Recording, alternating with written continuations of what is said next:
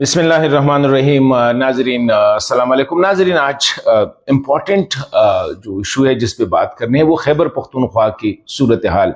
एक साइड पे अगर हम देखें तो आधे से ज़्यादा सूबा जो है इस वक्त दहशत गर्दी के लपेट में है और दहशत गर्दों के कंट्रोल में है या उनके असर में है। लेकिन दूसरी साइड पे जो अरबाब इख्तियार है, स्पेशली खैबर पख्तूनख्वा की जो हुकूमत है, इस वक्त वज़ीर आला और वज़रा के दरमियान ये मुकाबला चल रहा है कि कौन ज़्यादा करप्ट है। इंटरेस्टिंग बात यह है, ये तारीख में पहली दफ़ा हुआ होगा कि वज़ीर आला अपने वज़रा के बारे में, किन किन वज़ीरों के बारे में वज़ीर आला कहते हैं कि ये करप्ट है और नाअहल है, और कौन कौन वज़ीर है जो कि वज़ीर आला के बारे में कहते हैं कि ये करप्ट है और ये नाअहल है, सूबा नहीं चला सकता है। इसी तरह खैबर पख्तूनख्वा में ख़ासकर पाकिस्तान तहरीक इंसाफ के दरमियान या उनके रैंक्स में जो इख्तिलाफात है, कौन कौन से ग्रुप है, किस ग्रुप में कितने पावरफुल आदमी हैं और वज़ीर आला की इस वक्त हैसियत क्या है, इस पे बात करेंगे। और साथ ही इमरान खान साहब की तरफ से जो कोशिशें जारी है कि किसी न किसी तरह मिलिट्री इस्टेब्लिशमेंट से बात की जाए और उनका जेल से निकलना जो है ये मुमकिन बना दे, उसमें अब तक पेशरफ्त क्या है, आज़म स्वाति को मिलिट्री इस्टेब्लिशमेंट ने इनकार क्यों किया मिलने से, इस पे बात करेंगे। और आखिर में जो है अफगान रेफ्यूजीज़ जो अफगान है, स्पेशली पंजाब और सिंध में, उनके साथ क्या रवैया अपनाया जा रहा है, कौन से मुश्किलात से और किस तरह उनके कारोबार वगैरह, उसकी क्या पोजीशन है, इस पे बात करेंगे। पहली बात तो यह है कि खैबर पख्तूनख्वा में इस वक्त जो सूरत हाल है वो काफ़ी हर लिहाज से जो है एक बदकिस्मत सूबा है। वो जो कहते हैं हर एक मसला आप देखें तो खैबर पख्तूनख्वा में सबसे पहली बात तो यह है कि अगर हम वज़ीर आला की पोजीशन को देखें, वज़ीर आला का सबसे बड़ा मसला इस वक्त क्या है? सबसे बड़ा मसला इस वक्त यह है कि वज़ीर आला की एक्सेस जो है उसने 3-4 बंदों तक अपनी एक्सेस रखी है, और वो भी वही है जो यंग पहली दफ़ा वो इलेक्ट हुए हैं। इंसाफ जो स्टूडेंट फोरम है या स्टूडेंट ऑर्गेनाइजेशन जो थे उससे इलेक्टेड 1-2 है, उनके साथ वज़ीर आला की उठक बैठक और बाकी सब लोगों को साइड भी किया है। तो इस वजह से वज़ीर आला को हैसियत या उसकी जो जो ग्रेप्थ है वो काफ़ी कमज़ोर हो चुकी है सिचुएशन पे। और एक और अहम बात जो है मीडिया मैनेजमेंट के हवाले से अगर हम देखें, खैबर पख्तूनख्वा में वाहिद सूबा है जहाँ सिंध, बलूचिस्तान और पंजाब अनलाइक दैट, पंजाब में भी वज़ीर आला का वज़ीर इत्तलाआत भी है, मुशीर इत्तलाआत भी है, लेकिन साथ साथ एक प्रोफेशनल बंदे को वज़ीर आला ने अपना स्पोक्स पर्सन रखा है। The same is for Balochistan में भी एक प्रोफेशनल बंदे को रखा है और सिंध में भी रखा है। वजह उसकी ये, हालांकि वहाँ के जो वज़रा इत्तलाआत है पंजाब और सिंध, स्पेशली इवन बलूचिस्तान के, बड़े एक्टिव है, हाइपर एक्टिव है, हर वक्त कोई ना कोई एक्टिविटी वो सामने आ जाती है। बेचारे खैबर पख्तूनख्वा का तो ऐसा लग रहा है कि देर इज़ कोई ना इन्फॉर्मेशन कोई हैंडल कर रहा है, ना कोई इन्फॉर्मेशन का कोई वाली वारिस है, लेकिन फिर भी वहाँ पे। और उसकी वजह यह है कि वज़ीर आला को भी पता होता है कि ये जो वज़ीर इत्तलाआत या मुशीर इत्तलाआत होते हैं ये सियासी लोग होते हैं, वो वज़ीर आला से ज़्यादा अपने आप की प्रोजेक्शन करते हैं, वो हुकूमत से ज़्यादा अपने तारीफ में या मीडिया में ज़्यादा कर देते हैं। तो इस तरह जब प्रोफेशनल बंदों को रखा जाता है तो फिर वो वज़ीर आला और हुकूमत की प्रोजेक्शन कर रही है। तो इस वक्त खैबर पख्तूनख्वा में वैसे भी कुछ नहीं हो रहा है और जो हो रहा है उसकी भी प्रोजेक्शन नहीं हो रही है। और उसकी बुनियादी वजह यह है कि उसकी मीडिया हैंडलिंग या मीडिया मैनेजमेंट जो है वो इस वक्त सबसे वर्स्ट उस पे है।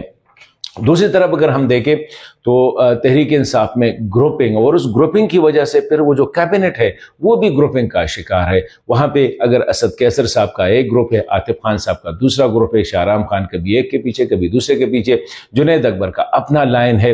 इसी तरह साउथ में अगर देखें तो अली अमीन खान का अपना ग्रुप है, शाहिद खटक साहब अपना कोशिश कर रहे हैं, सेंटर में जो है ना वो अरबाब शेर अली साहब और दीगर जो है वो कभी एक ग्रुप कभी दूसरा, वो कभी अपना ग्रुप चला रहे हैं। इसी तरह हज़ारा की जो PTI है उसका अपना ग्रुप, मतलब है कि हर स्टेज पे जो है वो तकसीम दर तकसीम हो चुकी है। और यही वजह है कि इस वक्त अगर आप देखें तो किन किन वज़रा पे या किन किन पे करप्शन के इल्ज़ामात कौन लगा रहे हैं। सबसे पहला जो करप्शन का ये किस्सा शुरू हुआ तो वज़ीर आला पे, और वज़ीर आला के भाई फैसल अमीन साहब पे जो है कि वो सारा जो corruption, transfer, posting, projects, award of contract वगैरह, उसमें मैसिव करप्शन करते हैं फैसल अमीन के ज़रिए। फैसल अमीन ने, वो यहाँ तक कहा जाता था कि शामी रोड पे एक बंगला जो है वो हायर किया गया है, पैसे वहाँ से डायरेक्ट उसके ससुराल ट्रांसफ़र हो जाते हैं फ्रांस में, फ्रेंच ससुराल है उसकी, وہاں پہ ٹرانسفر ہوتے. اور یہ بڑی زبان زد عام تھی یہ بات. ہر کوئی کہہ رہا تھا کہ اگر کوئی یہاں تک کہ پٹواری ٹرانسفر کرنے, استاد ٹرانسفر کرنے, ڈاکٹر ٹرانسفر کرنے تو کسی اور سے نہیں, فیصل سے آپ نے بات کرنی تھی. And Faisal turn out to be the most corrupt person اس میں پی ٹی آئی کی جو قیادت ہے ان کے سامنے.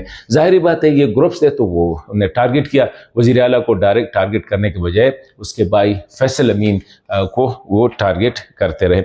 ابھی پہلا جو ہم کہہ رہے ہیں نا کہ پبلکلی فیلڈ میں آیا وہ صوبائی وزیر تھے شکیل خان. شکیل خان نے اس طرح کیا کہ اس نے سارا کیسز لے کے, وہ تو کہہ رہا تھا کہ جی میری وزارت میں کرپشن ہو رہی ہے, مجھے پتہ نہیں ہوتا ہے, عہدے بھی کنٹریکٹ بھی ایوارڈ ہوتے ہیں, کمیشنز کے ذریعے پیسے بھی لوگوں کو ریلیز ہوتے ہیں اور مجھے پتہ نہیں ہوتا ہے. اس نے کیس لے کے عمران خان صاحب کے پھنس گئے. عمران خان صاحب نے اسے کہا کہ جا کے پریس کانفرنس کرو, میں آپ کے پیچھے ہوں, یہ ہے وہ ہے. بیچارے نے جب آ کے پریس کانفرنس کیا, اور وہ بھی بڑا مائلڈ سا پریس کانفرنس کیا, تو دوسرے روز اس پہ ایک انٹرنل اکاؤنٹیبلٹی کمیٹی بٹائی گئی جس میں شاہ فرمان صاحب جو کہ وزیر اعلیٰ کے خاص بندے ہیں, مصدق عباسی صاحب جو کہ وزیر اعلیٰ کا ایڈوائزر ہے, اور قاضی انور صاحب جو کہ ایک انڈیپینڈنٹ لائر ہے, پی ٹی آئی سے تعلق رکھتے ہیں لیکن زیادہ تر لارجلی انڈیپینڈنٹ ہوتے ہیں. اس کو کمیٹی میں خان صاحب نے جنید اکبر کو بھی ڈالا تھا, لیکن جنید اکبر کو باوجود اس کو اس کمیٹی سے نکالا گیا. کمیٹی کا پہلا جو فیصلہ آیا, شکیل کو کرپٹ قرار دیا اور اس کو کیبنٹ سے نکالا. مطلب ہے کہ جس نے ویسل بلو کیا تھا, جس نے سٹی بجائی تھی کہ کرپشن ہے, پہلے اسی کو ہی جو ہے وہ اس سزا دی گئی اس کمیٹی نے. ابھی اس کے وزیر اعلیٰ کا دوسرا جو سب سے بڑا اس نے اٹیک کیا اور جس سے اس کو تھوڑا سا وہ تھا, وہ عاطف خان تھے. کہ عاطف سینٹرل ڈسٹرکٹس مردان سے بلانگ کرتے ہیں, پاپولر ہے اور پی ٹی آئی میں اس کا ٹھیک ٹھاک ایکٹیو بھی ہے اور شاہد خان صاحب کے بہت قریب بھی ہو. تو اس نے پہلا جو وار کیا عاطف خان پہ, پہلے تو اس کو جو ہے صوبائی صدارت سے, جب علی امین خان خود پروونشل صدر تھے تو اس کو پشاور ڈویژن کی صدارت سے ہٹا دیا اور اس کو ایک شوکاز نوٹس ایشو کیا, یا اس پہ ایک لیٹر ایشو کیا گیا کہ آپ نے یہ کرپشن کی ہے, یہ اقربا پروری کی ہے, یہ مس مینجمنٹ کیا وغیرہ وغیرہ, اس کا جواب دے. یہ پہلا تھا جو کہ اکاؤنٹیبلٹی کمیٹی کی طرف سے عاطف خان کو گیا. لیکن جب عاطف خان کو بجائے اس کے جب جنید اکبر پریزیڈنٹ بن گئے تو اس نے عاطف خان کو دوبارہ وہ پوزیشن دی اور وزیر اعلیٰ صاحب سے وہ برداشت نہیں ہو رہا تھا. وزیر اعلیٰ صاحب نے جا کے خان کو بتا دیا کہ جس بندے کو آپ نے ہٹا دیا تھا اس کو جنید اکبر نے دوبارہ صدر اپوائنٹ کیا. ابھی میں سمجھتا ہوں کہ شاید اس میں جنید اکبر کوئی بھی ایسا کام نہیں کرے گا جس سے خان کی اپروول نہ ہو. اس نے جو اتنے اپوائنٹمنٹس کیے ہیں مجھے یقین ہے کہ وہ خان کی اپروول سے ہوئے ہوں گے. ابھی علی امین خان نے خان کے ساتھ کیا باتیں کی ہے, باہر آ کے وہ کیا کہہ رہا ہے, یہ بھی ایک بہت بڑا مسئلہ ہے. لیکن ساتھ ہی علی امین خان نے ایک اور کام کر دیا. کیبنٹ میں ظاہر شاہ تورو جو ہے یہ عاطف خان کا بندہ ہے اور عاطف خان نے ان کو ٹکٹ دیا ہے. عاطف خان کی کیونکہ پہلی دفعہ یہ اس میں آئے ہیں, پروونشل اسمبلی کی سیٹ اس نے پی ٹی آئی سے جیتی ہے. پہلے یہ کوشش کر رہے تھے پیپلز پارٹی سے, لیکن جب عاطف خان کا اس پہ ہاتھ پڑا تو وہ ممبر بھی الیکٹ ہو گئے اور وزیر بھی بنا دیے گئے. لیکن وہ وزیر خوراک اور اس کی وزارت میں بڑی کرپشن, وزیر اعلیٰ اور وہ جو کہ ہم نے خود نشاندہی کی کہ گندم کی خریداری میں ظاہر شاہ تورو اور اس کی وزارت میں جو ہے بہت بڑی بے قاعدگیاں ہوئی ہیں, بہت بڑا کرپشن ہوا ہے اور اسی حوالے سے اس پہ بھی کیس. تو یہ انڈائریکٹلی جو ہے عاطف خان کو وہ کرنا تھا. ساتھ ہی جو ہے وزیر اعلیٰ صاحب نے ایک اور وہ کر دیا کہ تیمور سلیم جگڑا جو کہ ایک اور پاورفل کینڈیڈیٹ تھے, میں بھی انڈکٹڈ ان دا کیبنٹ, خان صاحب چاہ رہے تھے اس کو, اس نے ابھی اکاؤنٹیبلٹی کمیٹی کے ذریعے جو ہے ایک لیٹر بھیجا تیمور سلیم جگڑا کو کہ اس نے جب وہ وزیر صحت تھے اور وزیر خزانہ تھے تو جو کرپشن کی تھی اس نے, اس کے بارے میں جو اقربا پروری کی, جو مس مینجمنٹ کیا تھا اور جو غلطیاں کی تھی جب when he was the وزیر صحت اور وزیر خزانہ تھے, مطلب پچھلے گورنمنٹ میں پی ٹی آئی کے گورنمنٹ میں, اس سے احتساب مانگا, اس سے سوالات مانگے. ایک بڑا لمبا چوڑا 2 پیجز کا ایک لیٹر بھیجا اس کو کہ اس کا جواب دے, اور اس پہ بڑے سنگین کرپشن کے الزامات لگا لیے. اور یہ خود حکومت نے, مطلب باہر سے کسی نے نہیں لگائے, خود حکومت نے اس پہ یہ الزامات لگا دیے. ابھی لیکن اس نے تو اکاؤنٹیبلٹی کمیٹی کو تو جواب دے دیا، لیکن ساتھ ہی اس نے وزیر اعلیٰ پہ بھی یہ کہا، وزیر اعلیٰ سے پوچھا کہ آپ بھی ذرا یہ بتائیں کہ آپ کہہ رہے کہ آپ نے 75 کروڑ روپے خرچ کیے اپنی جیب سے، آپ کی ٹوٹل ایسٹس تو 25 کروڑ کے آپ نے جو ابھی تک ڈکلیئرڈ کیے ہیں، تو یہ باقی پیسے آپ کے پاس کہاں سے آئے؟ انڈائریکٹلی اس نے وزیر اعلیٰ کو کہا کہ آپ بھی کرپٹ ہے، جس طرح پہلے وزیر اعلیٰ کے بھائی کے تھرو کرپشن ہوتی تھی، فیصل امین خان کرپٹ، سب سے موسٹ کرپٹ ڈکلیئر پرسن جو تھے فیصل امین خان تھے، ابھی وزیر اعلیٰ پہ تیمور خان نے کہا کہ اس کا جواب دو کہ یہ 75 کروڑ روپے آپ نے کہاں سے خرچ کیے اور آپ کے پاس یہ کہاں سے آئے؟ تو اسی طرح وہ بھی ابھی ایک اور امپورٹنٹ پوزیشن ہے، وہ اسپیکر پروونشل اسمبلی بابر سلیم سواتی صاحب، بابر سلیم سواتی صاحب پر اعظم سواتی صاحب جو کہ سینئر رہنما ہے پاکستان تحریک انصاف کے، فیڈرل منسٹر بھی رہ چکے ہیں، سینیٹر بھی رہ چکے ہیں، اسی علاقے سے ہیں جس علاقے سے بابر سلیم بھائی ہے، تو اس پہ الزام لگایا کہ انتہائی کرپٹ ہے۔ بابر سلیم پہ کسی اور پارٹی نے الزام نہیں لگایا، خود پی ٹی آئی اور پی ٹی آئی کے عام بندے نے نہیں، سینئر موسٹ لیڈر نے، جس پہ عمران خان کا بہت بڑا اعتماد ہے۔ جب عمران خان آرمی چیف سے بات کرنے کے لیے کوششیں کر رہے تھے تو اعظم سواتی کو جو ہے آگے کیا تھا، مطلب اتنے ٹرسٹڈ آدمی ہے، اس نے الزام لگایا کہ بابر سلیم سواتی جو ہے یہ کرپٹ ہے، نوکریاں بیچتا ہے، پیسے لیتا ہے، انتظامی جو اس میں جو ہے نا یہ مداخلت وغیرہ کرتے ہیں۔ حالانکہ وہ بھی قسم کھا رہا تھا اعظم سواتی صاحب کہ میں قسم کھا کے کہتا ہوں کہ ٹھیک ہے، بابر سلیم بھی قسم کھا رہا ہے کہ میں نے کچھ نہیں کیا، مطلب یہ کسی باہر سے الزام نہیں لگا۔ وزیر اعلیٰ کرپٹ، اسپیکر کرپٹ، وزراء کرپٹ۔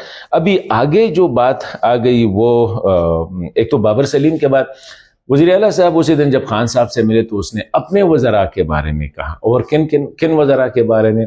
اسد کیسر کے بھائی عاقب اللہ خان، کہا کہ یہ بھی کرپٹ ہے، اقربا پروری کرتے ہیں، مس مینجمنٹ، نااہل وغیرہ ہے، اور شاہرام ترکے کے بھائی فیصل ترکے کے بارے میں رپورٹڈلی یہی کہا کہ وہ بھی نااہل ہے، وزارت نہیں چلا سکتے، کوٹے سکے ہیں۔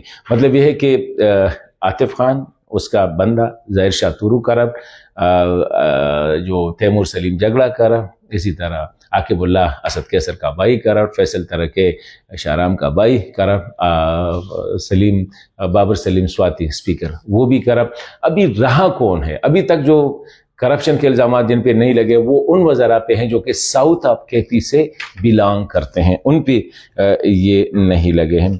یہ تو صوبائی حکومت کا معاملہ ہے۔ جب آپ کا اتنی مطلب ہے کہ بری سچویشن ہو، خراب سچویشن ہو کہ وزیر اعلیٰ اپنے وزراء پہ الزامات لگا رہے ہیں کہ وہ کرپٹ ہے، اور وزراء اپنے وزیر اعلیٰ پہ الزامات لگا رہے ہیں کہ وہ کرپٹ، اس کا مطلب ہے کہ there is something wrong، کچھ ہے۔ اگر اپنے پی ٹی آئی کے لوگ کہہ رہے ہیں کہ فیصل امین گنڈاپور جو ہے وہ کرپٹ ہے، وہ پوسٹنگ ٹرانسفر پہ وہ پیسے لیتے ہیں، اور اس کا جو سسرال ہے کیونکہ his wife is a French spouse ہے، تو وہاں پہ بیچتے ہیں، وہاں پہ وہ منی لانڈرنگ کرتے ہیں۔ یہ خود اگر آپ پرائیویٹلی کسی بھی پی ٹی آئی کے بندے سے ملیں تو آپ کو یہی کہیں گے۔ کاؤنٹر میں ان لوگوں نے کیا کیا، فیصل امین اور علی امین خان نے، کہ انہی اسد کیسر، انہی شاہرام، انہی عاطف خان، انہی جو جنید اکبر، کیونکہ یہ جو شکیل خان ہے یہ جنید اکبر کا خاص آدمی ہے، مطلب یہ کہ بڑا کلوز خاص آدمی ہے، بلکہ میں دوستی بھی ہے، بھائی چارہ دونوں کا بھی ہے۔ تو اس وقت صورتحال یہ ہے کہ Peshawar is facing the worst of situation، ایک سائڈ پہ پولیٹیکل حالات، ایک سائڈ پہ سیکیورٹی کے حالات، اور اسی میں اگر آپ دیکھیں تو کیبنٹ کی یہ حالت ہے کہ وزراء وزیر اعلیٰ پہ کرپشن کے الزامات، اور وزیر اعلیٰ وزراء پہ کرپشن کے الزامات۔ آتے ہیں مرکز کی طرف۔ مرکز میں بھی صورتحال جو ہے بہت زیادہ خراب ہے، نظر نہیں آ رہا ہے کہ پی ٹی آئی کون چلا رہا ہے۔ ایک تو یہ ہے کہ وہ جو ہارڈ کور پولیٹیکل جو لیڈرز تھے پاکستان تحریک انصاف کے، اسماعیل اسد کیسر سائڈ پہ، حماد اظہر سائڈ پہ، محمود الحسن سائڈ پہ، جو لاہور سے جو سینئر تھے وہ سائڈ پہ، کراچی وہ جو لوگ وزراء، ابھی ایک سلمان اکرم راجہ، بیرسٹر گوہر وغیرہ، مطلب ہے کہ سارے وکلاء کو دیا گیا ہے۔ اسی وجہ سے نہ کوئی سیاسی الائنس بن رہا ہے اپوزیشن کے ساتھ، نہ حکومت کے خلاف ان کی کوئی جو ہے ایک تحریک چلائی جا رہی ہے۔ خان صاحب بیچارہ جو ہے یہی کوشش کرے کہ میرے لیے کچھ کرو، مجھے نکالو۔ وہ کیسے نکالے؟ اس نے آخر میں آ کے اعظم سواتی سے کہا کہ خدا کے لیے یہ جاؤ آرمی چیف سے کہہ دو کہ ہم تیار ہیں جو بھی وہ کہنا چاہ رہے لیکن مذاکرات کرنے کا نہیں جی ہو نہیں سکتا ہے. You go and talk to the political جو گورنمنٹ ہے اس سے بات چیت کرے.